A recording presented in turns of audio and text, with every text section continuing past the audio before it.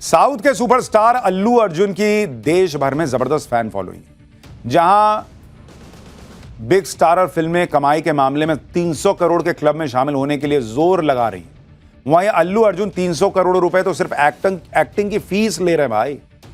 300 करोड़ रुपए फीस ले रहे हैं अल्लू अर्जुन की, लाओ दो, क्योंकि उनको पता है फिल्म मेरी कमाएगी। उनकी फिल्म पुष्पा ने सिर्फ साउथ इंडिया में नहीं बल्कि पूरे देश में कमाई के रिकॉर्ड तोड़ दिए। अब पुष्पा 2 ने तो एक हफ्ते में 1000 करोड़ रुपए कमा लिया, एक हफ्ते में 1000 करोड़। अल्लू अर्जुन पर्दे पर पूरी दबंगई के साथ पुष्पा 1 के में कहते थे कि वो फ्लावर नहीं फायर है, लेकिन 1000 करोड़ी पुष्पा 2 के हीरो अल्लू अर्जुन को पुलिस ने फायर से फ्लावर बना दिया। आज जब अल्लू अर्जुन के अरेस्ट की खबर आई तो उनके फैंस शॉक्ड रह गए कि अरे अल्लू अर्जुन गिरफ्तार हो गए। हैदराबाद के एक थिएटर में हुई भगदड़ के मामले में तेलंगाना पुलिस ने 8 दिन बाद अचानक अल्लू अर्जुन को गिरफ्तार कर लिया। इसके बाद पूरे दिन अल्लू अर्जुन को थाने से लेकर अस्पताल और कोर्ट के चक्कर लगवाए गए और फिर जमानत मिल गई। अल्लू अर्जुन के बारे में इन खबरों ने लोगों का दिमाग हिला दिया। कई सवाल खड़े होने लगे, जैसे अल्लू अर्जुन को पहले जेल और फिर बेल के पीछे खेल क्या हुआ? मामला गैर इरादतन हत्या का है या सिर्फ हादसा हुआ था? गिरफ्तारी के 5 घंटे बाद ही अल्लू अर्जुन को जमानत कैसे मिल गई? अल्लू के अरेस्ट को लेकर हैदराबाद पुलिस क्यों कटघरे में आ गई, ये भी लोग सवाल पूछ रहे हैं। लेकिन आपको अल्लू अर्जुन के अरेस्ट की इनसाइड स्टोरी की पूरी डिटेल भी बताऊं, क्योंकि ये अपने आप में एक बड़ी हास्यास्पद खबर है भाई कि अचानक से 8 दिन बाद क्या हो गया। सबसे पहले आज ये तस्वीर देखिए, जब हैदराबाद पुलिस अचानक अल्लू अर्जुन के घर पर पहुंच गई। ये देखिए तस्वीर, पुलिस के सामने पुष्पा का स्टाइल, पुष्पा का कमिटमेंट और पुष्पा का जलवा सब धरा रह गया। बताया जा रहा है कि पुलिस ने अल्लू अर्जुन को उनके बेडरूम से उठा लिया, उन्हें कपड़े भी नहीं बदलने दिए और तो और उन्हें नाश्ता भी खत्म करने नहीं दिया गया। अल्लू अर्जुन ने एक जैकेट पहना जिस पर उनकी फिल्म का प्रमोशन था। टी शर्ट पर उनकी फिल्म का डायलॉग हिंदी में लिखा था, फ्लावर नहीं फायर है मैं। लेकिन पुलिस के सामने अल्लू अर्जुन का फायर नहीं दिखा। अल्लू अर्जुन को लेकर पुलिस जब पार्किंग में पहुंची तब उन्हें एक कॉफी पीने की इजाजत दी गई। अल्लू अर्जुन ने पार्किंग में खड़े होकर ही अपनी कॉफी खत्म की। ये देखिए, पार्किंग में खड़े होकर कॉफी पी रहे। इस दौरान उनकी पत्नी स्नेहा रेड्डी भी दिखाई दी। गिरफ्तारी के वक्त अल्लू अर्जुन अपनी पत्नी स्नेहा को समझाते हुए दिखाई दिए, मतलब वहां कोई फायर मोड नहीं था। इसके बाद हैदराबाद पुलिस अल्लू अर्जुन को अपने साथ ले गई। गिरफ्तारी के इस पूरे ड्रामे के दौरान अल्लू अर्जुन और तेलंगाना के पुलिस अधिकारी के बीच बहस भी हुई। अल्लू अर्जुन ने कहा कि वो सहयोग करने के लिए तैयार है और हिरासत में लेने में कुछ भी गलत नहीं। अल्लू अर्जुन ने कहा कि बेडरूम में घुसकर जिस तरह से उनको ले जाया गया वो थोड़ा ज्यादा हो गया। हालांकि हैदराबाद पुलिस के ऐसे रवैये के बाद भी अल्लू अर्जुन ने पुष्पा वाला स्वैग नहीं दिखाया और चेहरे पर मुस्कान लिए बड़े आराम से पुलिस के साथ चले गए। अल्लू अर्जुन को उनके घर से दोपहर 12 बजे गिरफ्तार किया गया, जहां से उन्हें चिक्कड़पल्ली पुलिस स्टेशन ले जाया गया। हिरासत में लेने के बाद अल्लू अर्जुन का बयान दर्ज किया गया। अल्लू अर्जुन के खिलाफ बीएनएस की धारा 105, 118(1) के तहत मामला दर्ज किया गया है। यह गैर जमानती धारा है। फिर उन्हें मेडिकल चेकअप के लिए अस्पताल ले जाया गया। इसके बाद 4 बजे उन्हें लोकल कोर्ट में पेश किया गया, जहां से उन्हें 14 दिन की जुडिशियल कस्टडी में भेज दिया गया। लेकिन तब तक अल्लू अर्जुन के वकीलों ने हाईकोर्ट में अपील कर दी और शाम के 5 बजे हाईकोर्ट ने अल्लू अर्जुन को जमानत दे दी। अल्लू अर्जुन को 50,000 के मुचलके पर 4 हफ्ते के लिए अंतरिम जमानत मिल गई। अल्लू अर्जुन की गिरफ्तारी का साउथ फिल्म इंडस्ट्री के एक्टर्स विरोध कर रहे हैं। बॉलीवुड एक्टर्स ने भी कहा कि हादसे के लिए सिर्फ अल्लू अर्जुन को जिम्मेदार ठहराना ठीक नहीं है। एक बार सुनिए इस पर क्या रिएक्शंस आए। जो हादसा हुआ है वो बहुत दर्दनाक है। Very sorry, send my condolences, but at the same time I think जो आप ब्लेम है सिर्फ एक इंसान पे नहीं डाल सकते। रश्मिका मंदाना ने भी ट्वीट पर अल्लू अर्जुन की गिरफ्तारी पर हैरानी जताई। उन्होंने लिखा कि मुझे यकीन नहीं हो रहा है ये मैं क्या देख रही हूं। ये देखना दुख की बात है, एक ही शख्स पर इसका सारा इल्जाम मढ़ा जा रहा है। अरेस्ट का ये पूरा मामला या पूरा ड्रामा 5 घंटे चल पाया। इतनी देर में ही हैदराबाद पुलिस के दावों की पोल खुल गई। आपको वो सबूत भी दिखाऊंगा जिसने पूरा केस पलट दिया, लेकिन उससे पहले जान लीजिए कि अल्लू अर्जुन को अरेस्ट क्यों किया गया, उनके ऊपर आरोप क्या है। दरअसल 4 दिसंबर को हैदराबाद के संध्या थिएटर में पुष्पा 2 की स्क्रीनिंग हुई। अल्लू अर्जुन भी स्क्रीनिंग के दौरान संध्या थिएटर पहुंचे थे। इस दौरान अल्लू अर्जुन के फैंस ने थिएटर में घुसने की कोशिश की, जिसके चलते भारी भीड़ जमा हो गई और लोगों को सांस लेने में परेशानी होने लगी। भीड़ को कंट्रोल में लाने के लिए पुलिस ने हल्का लाठीचार्ज किया और भीड़ कम होने के बाद लोगों को अस्पताल में भर्ती कराया गया। लेकिन इस दौरान अस्पताल में एक महिला की मौत हो गई। भगदड़ में महिला की मौत पर अल्लू अर्जुन ने दुख भी जताया था। पीड़ित परिवार से मिलने और 25 लाख रुपए की मदद की पेशकश भी की थी। लेकिन यह बात उछाली जाने लगी कि अल्लू अर्जुन बिना बताए फिल्म के प्रीमियर पर पहुंच गए थे, जिसकी वजह से हादसा हुआ और महिला की मौत के लिए अल्लू अर्जुन जिम्मेदार है। अब अल्लू अर्जुन और 4 दिसंबर की रात को लेकर बहुत बड़ा सच सामने आया है। वो लेटर सामने आया है जो कि संध्या थिएटर की तरफ से हैदराबाद पुलिस को लिखा गया। लेटर में संध्या थिएटर की तरफ से लिखा गया कि हम आपसे अनुरोध करते हैं कि संध्या 70 mm एक्स रोड हैदराबाद में सुरक्षा दी जाए। 4 दिसंबर को पुष्पा 2 रिलीज हो रही है और ऐसे में फैंस की काफी भीड़ मौजूद होगी। फिल्म के कलाकार, वीआईपी और प्रोडक्शन यूनिट फिल्म देखने के लिए आ रहे हैं। यानी ये चिट्ठी तो कहती है कि पुलिस को बताया गया था कि फिल्म के कलाकार वहां आ सकते हैं। अगर उसके बाद भी वहां स्थिति बिगड़ी तो पुलिस पर सवाल क्यों नहीं है, उनकी व्यवस्था पर सवाल क्यों नहीं है, ये भी लोग पूछ रहे हैं।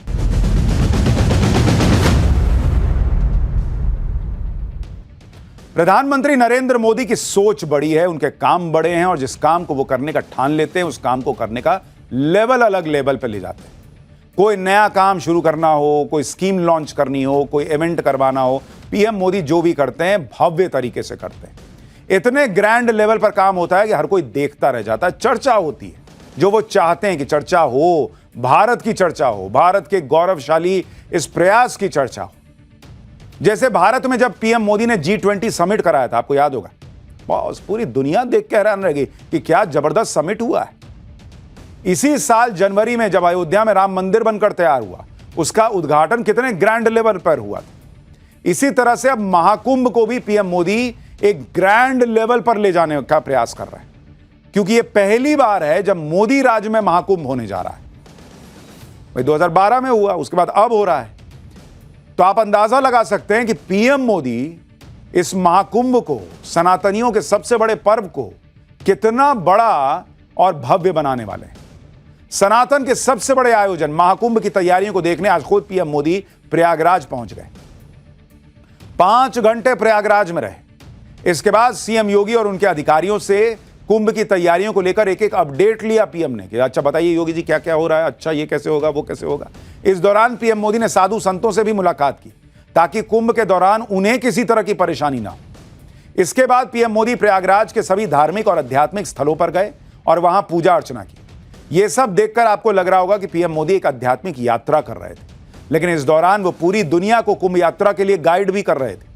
पीएम मोदी ने इस दौरान यह बता दिया कि संगम में स्नान करने के बाद उन्हें प्रयागराज में किन किन धार्मिक स्थलों के दर्शन करने हैं। साथ ही आज पीएम मोदी ने प्रयागराज में कई विकास योजनाओं की घोषणा की और लोगों के साथ जनसंवाद भी किया। दरअसल पीएम मोदी ये मानते हैं कि उन्हें पहली बार प्रयागराज में महाकुंभ आयोजन करवाने का मौका मिला है और इससे पूरी दुनिया को सनातन का सबसे बड़ा संदेश दिया जा सकता है। इसलिए पर्सनल लेवल पर हर तैयारी को वो खुद देख रहे हैं।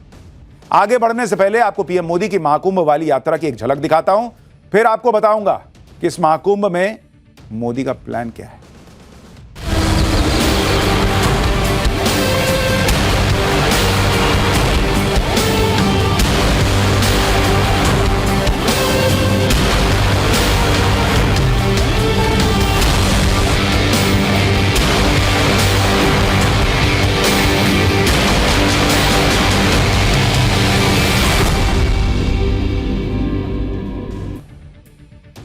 इस बार महाकुंभ का आयोजन बहुत भव्य और दिव्य होने वाला है। इस आयोजन में पहली बार करीब 50 करोड़ लोगों के आने की संभावना है। पूरी दुनिया के लोग प्रयागराज आने के लिए उत्साहित हैं और इसलिए मोदी योगी इस आयोजन को सफल बनाने के लिए जी जान से जुट गए। आज पीएम मोदी ने प्रयागराज आकर किस तरह अध्यात्म और सनातन के एक गाइड बनने का प्रयास किया, इसके बारे में आगे आपको विस्तार से बताऊंगा। लेकिन उससे पहले यह समझिए कि महाकुंभ में आने वाले लोगों का पीएम मोदी ने किस तरह ध्यान रखा है। आज पीएम मोदी ने महाकुंभ की 6000 करोड़ रुपए की 167 विकास परियोजनाओं का लोकार्पण कर दिया। इस दौरान 11 कॉरिडोर और 29 मंदिरों के जीर्णोद्धार के साथ पुल, ओवरब्रिज, सड़क परियोजनाओं की शुरुआत की गई है। पीएम ने जिस 11 कॉरिडोर का उद्घाटन किया उनमें भारद्वाज आश्रम गलियारा, अक्षयवट गलियारा, हनुमान मंदिर गलियारा और श्रृंगवेरपुर धाम गलियारा शामिल है। ये प्रयागराज की वो आध्यात्मिक जगहें हैं जिनका पिछली सरकारों ने ध्यान नहीं रखा, लेकिन इन स्थलों का कायाकल्प हो चुका है। महाकुंभ में आध्यात्मिक शक्ति के साथ साथ पीएम मोदी ने टेक्नोलॉजी की शक्ति से भी परिचय करवाया। आज पीएम मोदी ने डिजिटल महाकुंभ को बढ़ावा देने के लिए AI बेस्ड कुंभ सहायक चैटबॉट भी लॉन्च कर दिया। इस तकनीक से कुंभ में आने वाले लोग एक दूसरे से खो नहीं पाएंगे। पुरानी फिल्मों में हर बार दो हीरो कहां बिछड़ते थे, कुंभ में ही तो बिछड़ते थे, फिर बाद में मिलते थे। तो नरेंद्र मोदी ने फिल्म बनाने का मौका ही हटा दिया कि हटाओ, खोना नहीं है, बनाना तो ऐसे ही फिल्म बना। आपने कुंभ में लोगों के खोने की बहुत किस्से सुने होंगे, लेकिन इस बार मोदी योगी कुंभ में ऐसी तकनीक लाए हैं जिसे सुनकर आप हैरान रह जाएंगे। पीएम मोदी ने प्रयागराज आकर संगम तट पर विधिवत गंगा पूजन किया। इस दौरान पीएम मोदी को महाकुंभ का यजमान बनाया गया। दरअसल सनातन हिंदू धर्म में यह माना जाता है कि किसी भी धार्मिक अनुष्ठान में यजमान की बहुत बड़ी भूमिका होती है। यजमान को अनुष्ठान का संरक्षक माना जाता है। महाकुंभ में पीएम मोदी को संरक्षक माना जा रहा है, इसलिए उन्हें यजमान की उपाधि दी गई है। गंगा पूजन के दौरान पीएम मोदी ने कुंभ कलश भी स्थापित किया। इस दौरान उनके साथ सीएम योगी और यूपी की राज्यपाल आनंदीबेन पटेल भी मौजूद थी। गंगा पूजन के पहले पीएम मोदी ने महाकुंभ में आने वाले साधु संतों और अखाड़ों के प्रमुख संतों से मुलाकात भी की। महाकुंभ में लाखों की संख्या में साधु संत आते हैं और शाही स्नान करते हैं।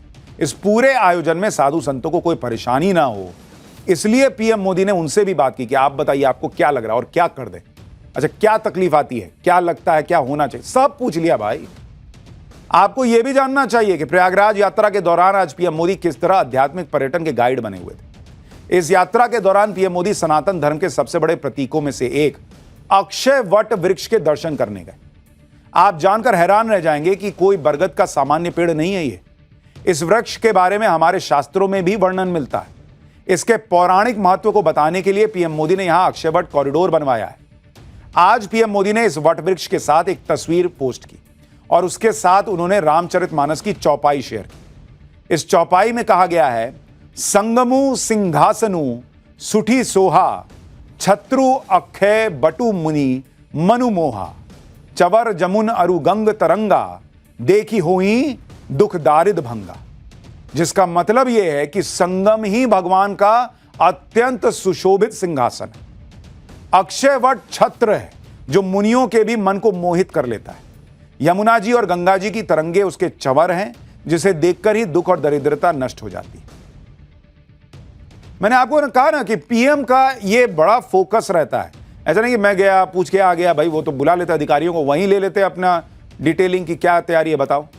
अब वो ये जो कर रहे हैं ना, इससे देश भर में, दुनिया भर में लोगों को मैसेज जाएगा कि वहां जाना है, महाकुंभ में शामिल होना है, ये काम भी करना है, अपनी संस्कृति को पहचानना है, सनातन को जानना है। और इकोनॉमी का तो लेवल अलग ही है। आपको बताया ही है पहले भी मैंने कि कैसे जो अलग अलग मंदिर स्थापित हुए, बेहतर और भव्य बने, काशी विश्वनाथ हो, दूसरे मंदिर हो, कैसे पूरी इकोनॉमी वहां पर चमचमा गई। तो अब ये आप सोचिए कुंभ में कितना पैसा आने वाला है जब इतने 50 करोड़ लोग आएंगे, और गरीब आदमी तो कमाएगा। आपको अक्षय वट वृक्ष की पौराणिक मान्यताओं के बारे में भी बताता हूं। सनातन धर्म को मानने वाले लोगों के लिए अक्षय वट वृक्ष किसी भी मंदिर या भगवान से कम नहीं है। ऐसी मान्यता है कि अक्षय वट के वृक्ष का कभी अंत नहीं हो सकता। धार्मिक ग्रंथों के मुताबिक जब सृष्टि का विनाश हुआ था, तब भी भगवान विष्णु इसी अक्षय वट वृक्ष के एक पत्ते पर बाल स्वरूप में विराजमान थे। यह भी मान्यता है कि रामायण काल के दौरान जब भगवान राम जंगल जा रहे थे, उन्होंने भी इस वट वृक्ष के नीचे विश्राम किया था। यहां से जाते समय माता सीता ने भी अक्षय वट को कभी न नष्ट होने का आशीर्वाद दिया था।